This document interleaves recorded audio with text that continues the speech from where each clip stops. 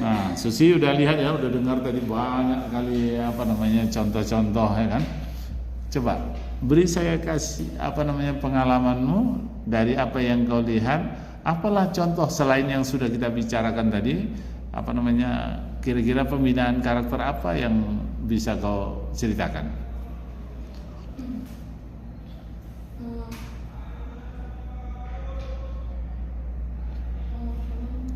Kuat sedikit suaranya. Apa yang kau lihat di sekolah umpamanya? Tadi udah ada bermain, ada ya kan, dikasih makanan, ada. Kemudian tadi ada di situ ada 5S, ada apa lagi? PHBS tadi udah, apa lagi? Contoh lain Pak, saya berbagi sama kawan-kawannya. Apa itu? Kan, misalnya kalau kita punya sesuatu makanan gitu kan Pak, mengajarkan untuk. Kamu dulu waktu sekolah bawa makanan sendiri, bawa nasi ke sekolah atau? Waktu sekolah, Pak. Kalau saya waktu SD kayak dikasih uang jajan gitu aja. Kasih uang jajan. Nah, kamu beli bakso bakar, ya kan? Nah, sekarang kamu mau jadi guru, sebentar lagi kamu jadi guru, ya kan? Nah, apa yang kau mesti desain di sekolah itu biar supaya anak-anak tidak beli jajan sembarangan? Coba. Apa dalam pikiranmu? Mau kau apain untuk kantin sekolah? Orang jualan yang numpang di depan pagar itu, apa yang kamu bisa desain itu? Kayak saya mengimbau anak-anak supaya membawa makanan, membawa bekal dari rumah gitu Pak. Supaya kayak kalau makan di luar kan Pak belum kayak tidak terjamin kan Pak kebersihannya. Apa filosofinya? Kalau ada anak dibawain makanan dari rumah kemudian dibawa ke sekolah, apa filosofinya? Kayak lebih gizinya lebih terjamin aja Pak, karena kan itu udah orang tuanya langsung yang. Jadi kalaupun mau sesat anaknya, mau dibunuh pun anaknya, kasih mecin 1 kilo ya kan, orang tuanya lah itu yang melakukannya kan. Nah, itu berarti anak bisa dapat makanan yang lebih higienis. Nah, terus apa lagi? Bergizi. Nah, ya kan, tidak mie banyak kan. Ini udah bawakan di rumah tapi mie juga aja. Nah, coba. Betul kan? Jadi kan kamu mendesain itu supaya orang tua tidak membawakan mie. Nah, gitu. Nah, apa yang kamu lakukan? Saya menjalin komunikasi Pak dengan orang tua. Kayak mengadakan rapat, pertemuan dengan orang tua. Iya. Saya mengasih tahu lah kepada orang tuanya agar kita saling bekerja sama untuk menjaga kebersihan makanan anak-anaknya, supaya makan anaknya terjaga gitu Pak. Perlu anak-anak itu dianjurkan makan sayur gitu? Perlu Pak. Perlu. Biasanya kan anak-anak susah makan sayur kan? Kenapa itu dia susah makan sayur? Nggak mau makan sayur lah kita bilang gitu ya. Nggak usah bilang susah lagi, memang nggak mau dia makan sayur. Kayak kurang kebiasaan Pak. Iya. Ya itu tadi filosofinya, kalau dibawakan dari rumah dikasih sayurnya. Nah, sayurnya yang jenis apa itu yang cocok itu? Kayak yang hijau-hijauan gitu Pak. Hijau-hijauan yang berserat, ya kan? Nah, itu sayur kan mengandung serat kan? Supaya dia terbiasa. Kamu suka makan sayur apa enggak sebenarnya? Nanti nganjurkan orang kau enggak melakukannya. Hah? Suka. Nanti anak kos andalannya Indomie aja ya kan? Coba. Gunanya untuk apa itu? Kenapa disuruh makan sayur? Melalui makanan yang bergizi itu kan Pak, supaya otaknya lebih terasa. Bagus. Nah, sekarang sayur apa yang kira-kira untuk mengembangkan otak? Gitu kan. Sayur apa? Kan kalau kita guru SD, MI kan harus tahu itu kan.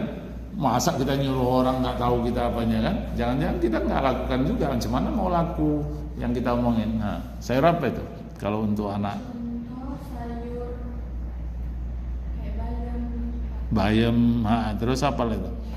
Pernah nggak lihat daftar sayur-sayuran yang bergizi untuk perkembangan otak anak gitu? Sayur-sayuran yang bergizi untuk perkembangan otak anak ada itu? Ada Pak. Oh, apa itu?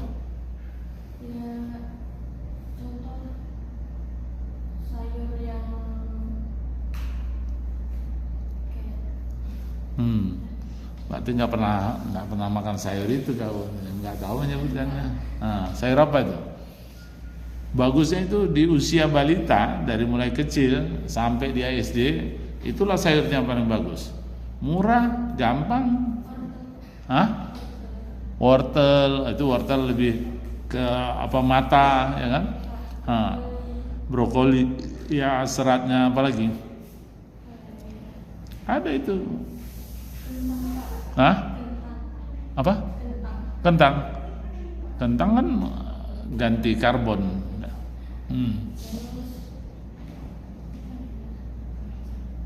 Nah, itu besok kalau ngajar di kampung, beli wortel impor lagi kan. Nah, beli apa? Cuma ada yang bisa dikerjakan di rumah. Tadi bayam, oke, bisa ditanam bayam. Apa lagi?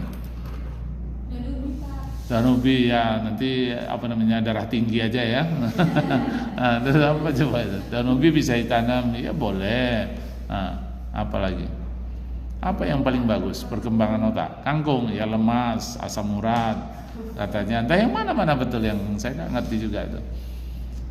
Tapi ada sayur yang untuk perkembangan otak anak, dan harusnya guru-guru itu ngerti gitu, supaya anak-anak itu dianjurkan gitu kan, dan bahkan mengurangi biaya belanja beli sayur gitu kan. Besok kalau punya anak nggak tahu pula apa yang mau dikasih makannya. Nah, apa coba? Nah, kalau dapat lulus lagi. Iya, perkembangan otak. Apa itu? Jadi bayam bukan, ya kan? Wortel bukan, ya kan? Memang ada kontribusinya, tapi mungkin lebih kecil. Sawi. Nah, sawi macam daun ubi juga itu. Pernah dengar daun kelor? Nah, daun kelor kan? Itu untuk apa itu daun kelor? Untuk ngusir setan. Kepercayaannya kok nggak saintis gitu. Kepercayaannya macam dukun gitu ya. Masa guru nggak jadi dukun? Guru itu rasional kan? Nah, daun kelor pernah? Pernah makan sayur daun kelor? Nah, itu makanya kurang berkembang otaknya, ya kan? Jadi harusnya banyak makan sayur daun kelor, apalagi untuk anak-anak, ya kan? Untuk apa itu? Untuk perkembangan otak. Kelor bisa ditanam, ya kan? Bila perlu di sekolah ditanam, harus ditunjukkan. Kau tunjukkan, baru kau ajak tadi orang tuanya datang, kau kasih beri pengarahan, ya kan? Ini sayuran bagus untuk perkembangan otak anak. Karena itu butuh waktu yang panjang. Tidak bisa sekali makan tiba-tiba kau pintar, nggak ada, mana ada gitu kan. Nah, jadi ada latihan, ada membaca, ada segala macamnya itu, tapi didukung oleh gizi perkembangan otak anak. Nah, salah satunya yang paling sangat populer dan murah itu adalah daun kelor.